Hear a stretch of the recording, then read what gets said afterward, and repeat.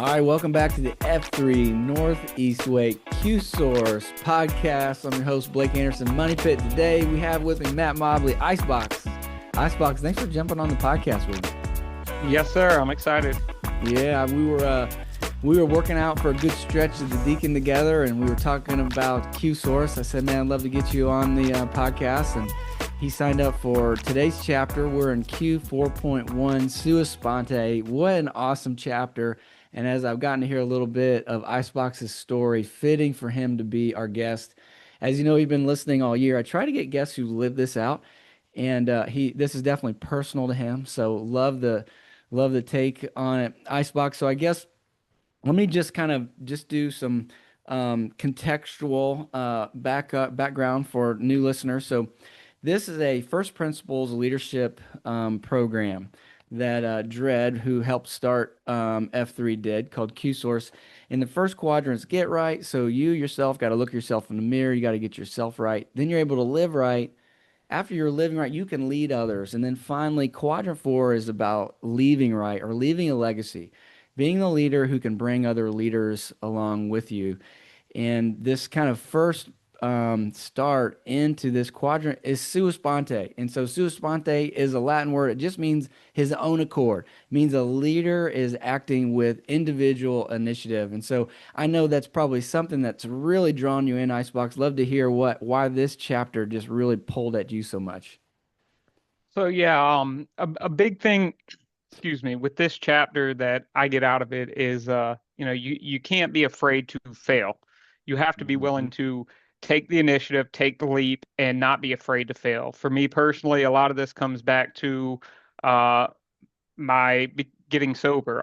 For people who don't know my story, I just celebrated 7 years this Friday. Prior to that, I was pretty bad alcoholic all through my years growing in my early 20s and up till the age of 30. I joined the military. I failed out of college. I ended up getting kicked out of the military for drinking underage. I had a couple DUIs. So I've gone through the problems, but that wasn't enough for me to decide to stop drinking. What finally happened for me was just one day realizing I wasn't happy with the person that I was, and Wow. so I decided I needed some help, started going to some meetings, doing what I needed to do. And luckily, then I found F3, which has also helped really change my life for the better. But at the end of the day, it wouldn't have happened for me if it were for people saying, hey, you have to do this. Hey, you have to do this. That wasn't all the failures in my life that all revolved around alcohol wasn't enough for me to realize that I needed to do it. It took me taking that leap and saying, this is what I need to do. I just need somebody to kind of help show me the way. I don't want somebody to do it for me. I need to be the leader of this. I just need somebody Yeah. to give me the roadmap. And so that kind of helped change my life and empowered me to then start doing that on my own journey and becoming successful. Man, I love it. We can't want it for other people, right? Yes. And our leaders can't want it for us. They can open a door, they can show an opportunity, but ultimately we've got to get to a place where we say, I'm going to do it. That's it, period.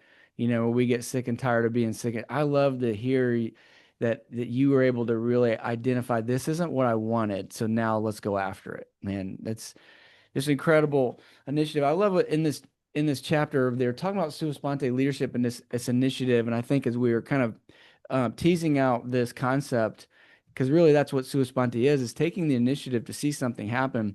On page 190, they talk about starting F3, and they said, our decision to initiate movement wasn't founded on the belief that we had the freedom to do so because no one would stop us, but rather the obligation to do so because no one would start it for us. I think a lot of times, people who aren't as effective will worry about what am I going to get? Who's going to stand in my way? Am I going to get in trouble? Will this be permitted? Versus looking at a need and saying, no one's going to do this for me. If this is going to get done, I'm going to have to step in and take a risk.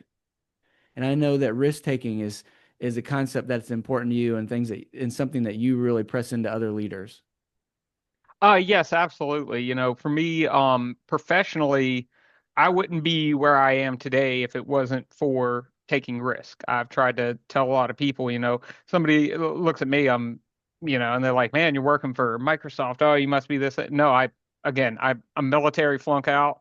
I'm a college flunky. I failed in every way, but I started taking chances. I started putting myself out there. I started growing, I mean, I was working construction, making $10 an hour as an electrician helper. I was then working in manufacturing just as a assembler, but I started just taking chances. Put yourself out there.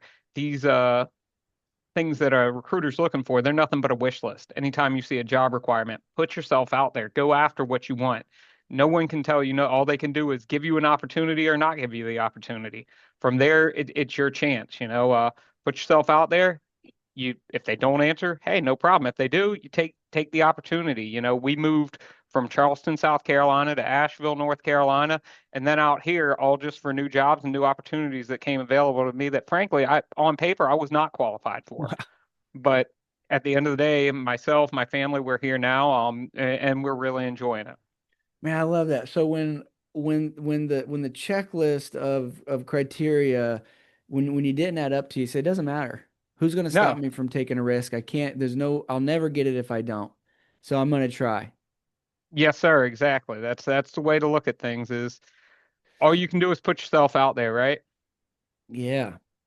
So I know that this is obviously personal because to you, you've talked professionally about where you're at in your career, but I know, as you were describing before we jumped on here, like initiative is important as you look at all areas of your life, whether it be your parenting, whether it be being a husband or, trying to launch a new region. So, what are some other ways that you take initiative or think about this concept just outside of just leading at work?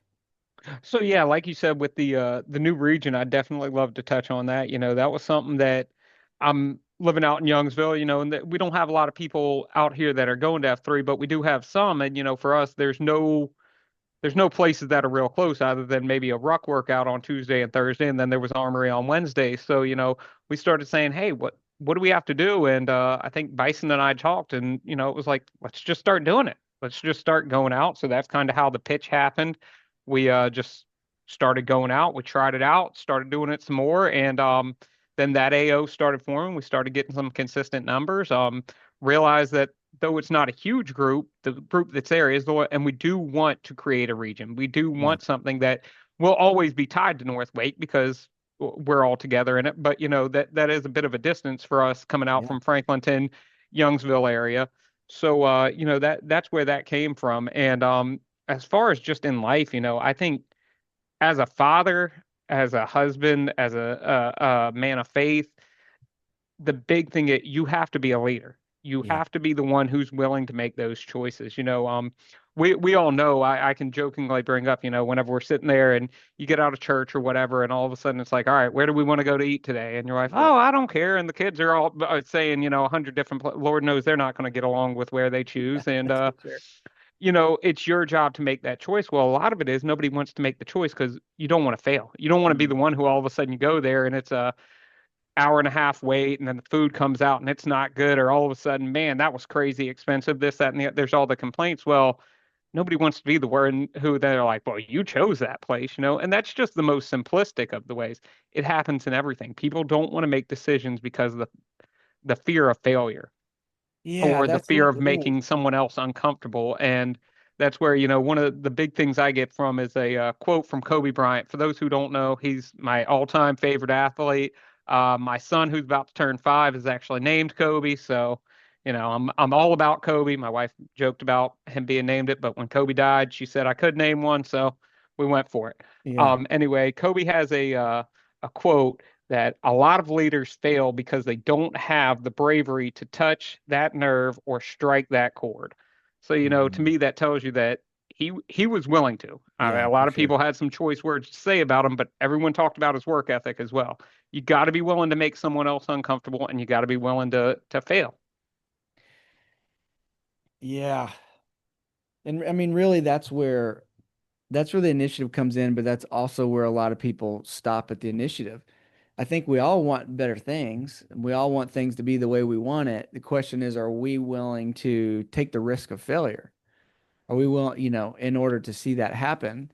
And, initiative can't just live in your mind. It's got to be acted upon. Right. And so, here's this new region. And just like the book says, it's almost like you're reading this chapter when you guys started. But, they said we weren't concerned with being free and who would stop us, but rather we're obligated because no one's going to do it for us. So there's this understanding like no one's going to start, the Franklin County region, for you. But if it's important to you guys, it'll be something that you do, and undoubtedly, it'll be something with that type of mentality that will succeed because that's what it takes. It's that initiative with persistence over time. Yes, sir. And yeah, like it says at the end of the day, you can't wait for someone else to make that decision. You can't wait to get the approval of, yeah, it's okay. Something I like to kind of always tell myself, I tell my kids, I tell anyone is it's easy to want something, but do you Yeah, want or excuse me, it's easy to want something. Do you right. truly want it? Because if you truly want it, Yes, you're willing to go after it. We all say, I want to lose weight. No, you want to lose weight. Because if you that's truly right. want it, you're going to go ahead and do it. I mean, That's if you truly exactly want right. it, you're going to not have those cookies at the end of the night, but I Absolutely. want to lose weight. Well, do you though? Do you want to quit smoking or do you want to quit smoking? Yeah, And that's that's where that's it the comes hard down to it. honesty. That's the hard honesty of being willing to look yourself in the mirror and say, do I really want it or I just want it? Right? Because to your point, you don't want it unless you're willing to take action. Otherwise, it's a want to. I love that. Yeah. Um, as we kind of wrap up this conversation about Sue Sponte, I want to touch on a concept that means something personally to me, and I'd love to just, you and I bat it around a little bit. And, we won't get into bullfrog, leech, and lizard. Some cute terms, dread is full of interesting terms. But essentially, he's describing three different types of organizations, and one organization is all about the status quo. They don't have leaders with initiative. They're trying to protect things that they don't want to change. And I think we've all probably been at those places. They feel like there's a lid over everything. It's not a place of growth. It's not a place doing anything new, and it's not one likely you'll find a new opportunities. There's an organization that has no leaders, and that's maybe even more frustrating. Um, and then finally, the lizard that they would describe as a leader is an organization that is not an organization with leaders, but an organization of leaders. It's one where leadership is important enough where there is leaders developing leaders. John Maxwell calls this the law of multiplication, where you're not just leading followers, but you're leading leaders and you're taking time to train those leaders. Just love to hear your thoughts about developing other leaders, maybe how you've been developed as a leader or the things that you do to develop leaders in your life. Yes, sir. And I think that's where a lot of it comes back to where he brings up status quo in there. Something my dad taught me whenever I was much younger. I'll never forget. He told me, status quo is failure. Yeah, There's no anytime you're sitting still, you're yeah, failing. yeah, It's better to fall yeah. backwards than it is to stay still. And Yes. that's something that I've always thought about and really considered. And I look at my life in the past prior to getting sober, and yeah, even the last few years, whenever I wasn't getting arrested and I was making what I thought at the time was decent money, or what I thought was I was doing okay for myself. Hey, I was getting by. I was as functional as you could be, but there was no growth. There was never going to Yeah, be any growth. And realizing, that is failure. There's a reason why the status quo is failure, yeah, because you have to take those chances. You have to be willing to grow to continue getting better. And the legacy you want to leave behind, the leaders you want to teach, for me would be my kids. Many of the guys I met in sync. My son, yeah, he's my yeah, stepson, but by all ways, shape, and form, I'm yeah. his dad. Yep, He's been in my life for a while now, yep, and he started coming out, and he's now talking. We're trying to get this new region, have some workouts over there at Franklinton High School where he plays on the JV team. He's trying to get some of his teammates once the season's over. Maybe we can do a morning workout there on a Thursday or a Friday. He yeah, wants to cue them, start getting some of those guys. A big thing for me is leading through just through example with my kids, yeah, letting them see my son who's 5, daughter who's 5, they're twins, and we have another daughter who's 14, and I'm just trying to show all them like whenever I wake up early, what I'm doing. Whenever I come home yeah, after a 12-hour shift that I had to drive an hour each way, I've been gone all day, yet I'm still going to come in the door and I'm still going to help my wife. I'm still going to come yeah, in and start doing what I need to do to show them, this, I'm tired, this, that. Yeah, we all want to rest time, but we have things to do. You have to be a leader. You have to be willing to go out and do these things. And so that's more where my biggest thing is. You've got to be willing to lead by example to yeah. I love it. strengthen the people closest to you. Yeah, I mean, people don't care how much you know until they know how much you care, right? They've got to. the old adage, more is caught than taught. People have got to see you live out the message before they're willing to hear you talk about that message. And I think that's great. In the book, they describe that there's a leadership LDP, leadership development process, which we'll get more fully into the next few chapters. We go deep into it, and that involves schooling, apprenticeship, opportunity, and failure. But there's three parts of being a sua sponte leader that's bringing other leaders to the table. First, that you make clear the mission. So it's mission clarity. You're good about making sure everybody knows what you're up to.